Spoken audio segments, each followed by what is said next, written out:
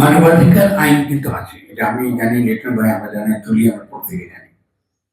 আন্তর্জাতিকভাবে অনেক মানবাধিকার আইন আইন আছে, কিন্তু এই মানবাধিকার আইনগুলো থাকার পরেও আমাদের মতো দেশে, শুধু আমাদের দেশে না, অন্যান্য দেশে এই গুমটা কেন হয়? হ্যাঁ, এনফোর্স ডিসঅ্যাপিয়ারেন্স লিগাল না, এটা কেন হয়? টর্চার কেন করা হয়?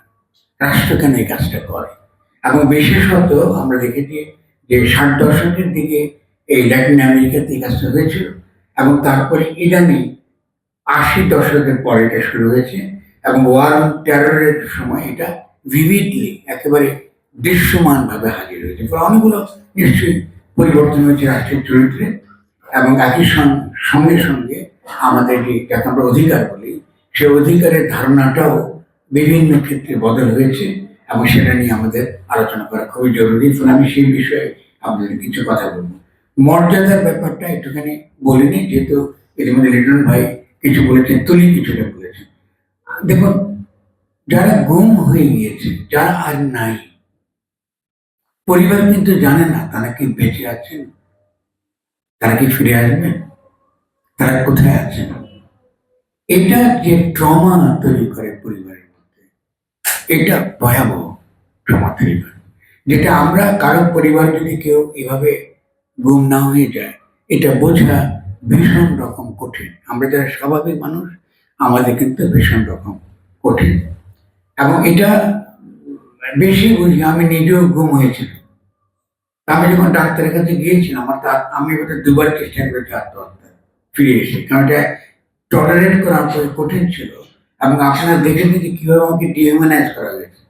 এবং আমি কিন্তু 2বার আত্মহত্যা করতে গিয়েছিলাম, কিন্তু ডাক্তারের কাছে যখন আমি গেছি, ডাক্তার আমাকে একটা কথা বলেছে যে এটা এটা তুমি ভুলে যাও, ঘটনাটা ঘটেনি।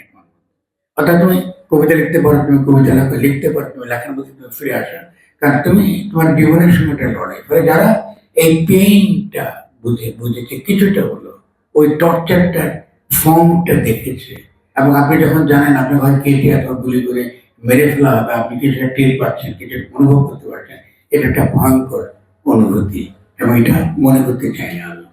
ঠিক তেমনিও পরিবারও কিন্তু এটা মনে করতে চায় না। এতই সহজ নয় যে আপনি আমার ভাইকে ধরে নিয়ে গেছে আমার চোখের সামনে, কেমন জং টুপে পরিয়ে গিয়ে আপনি একটা রড দিয়ে পেটাতে, এটা ভয়ঙ্কর রকম স্মৃতি, এটা যে ট্রমা তৈরি করে, এটা মানে এইটা অবিশ্বাস্য রকম ট্রমা।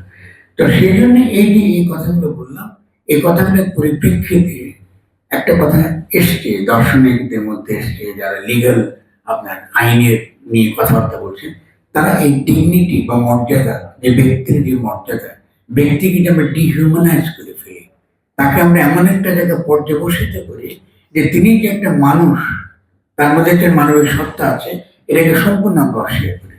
তো এই জায়গাটা অত্যন্ত গুরুত্বপূর্ণ, যে হিউম্যান ডিগনিটির কোশ্চেন। আমি যে এই পর্যন্ত যে টর্চার সংক্রান্ত যত আইন দেখবেন আন্তর্জাতিক ক্ষেত্রে, হিউম্যান রাইটস আইন দেখবেন, কিংবা এমনকি এনফোর্স ডিসঅ্যাপিয়ারেন্স বা গুম নিয়ে যে সকল আপনার আইনগুলো দেখবেন আন্তর্জাতিকভাবে, সেখানে সেন্ট্রাল একটা কনসেপ্ট হচ্ছে মানবিক মর্যাদা।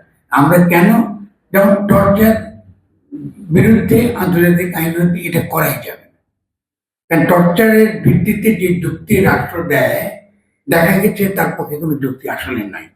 যেমন আপনি তথ্য পাবেন ভালো, যে আপনি টর্চার করে কি পাবেন, আপনি তথ্য এক্সট্রাক্ট করবেন, কিন্তু বহু আপনার গবেষকরা দেখিয়েছেন, মূলত আমরা যদি হিউম্যান ইন্টেলিজেন্স না থাকে, মানে রাষ্ট্র যদি আসলে দুর্বল হয়, তার যদি সত্যিকার অর্থে কোনো তথ্য পাওয়ার কোনো উৎস না থাকে, কিংবা রাষ্ট্রের যেখানে যারা রাষ্ট্র পরিচালনা করেন তাদের প্রজ্ঞা, তাদের দূরদর্শিতা, জনগণের সঙ্গে তাদের সম্পর্কের ধরন যদি দুর্বল হয়, তখন কিন্তু টর্চার একটা গুরুত্বপূর্ণ হাতিয়ার হিসেবে ব্যবহার হয়। এটা কিন্তু আসলে আমাদের রাষ্ট্রগুলো করেছে, বিভিন্ন দেশে কিন্তু রাষ্ট্র এই কাজটা করেছে।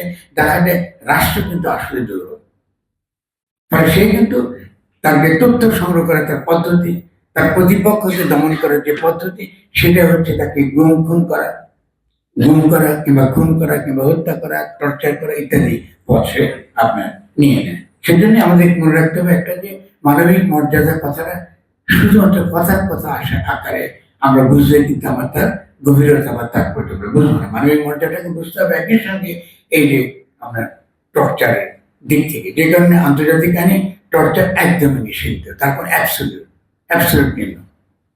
মানে এটার কোনো ভিত্তি নাই, এটা কোনো আইনি ভিত্তি যেমন নাই, এটা কোনো প্রায়োগিকতাও নাই, মানে এটা দিয়ে আপনি কিছু অর্জন করতে পারবেন না। ঠিক তেমনি এই যে আয়না ঘর রাখা বা আপনার দীর্ঘকাল নির্যাতন করে আপনি তথ্য সংগ্রহ করবেন, এটার কোনো ভিত্তি নেই।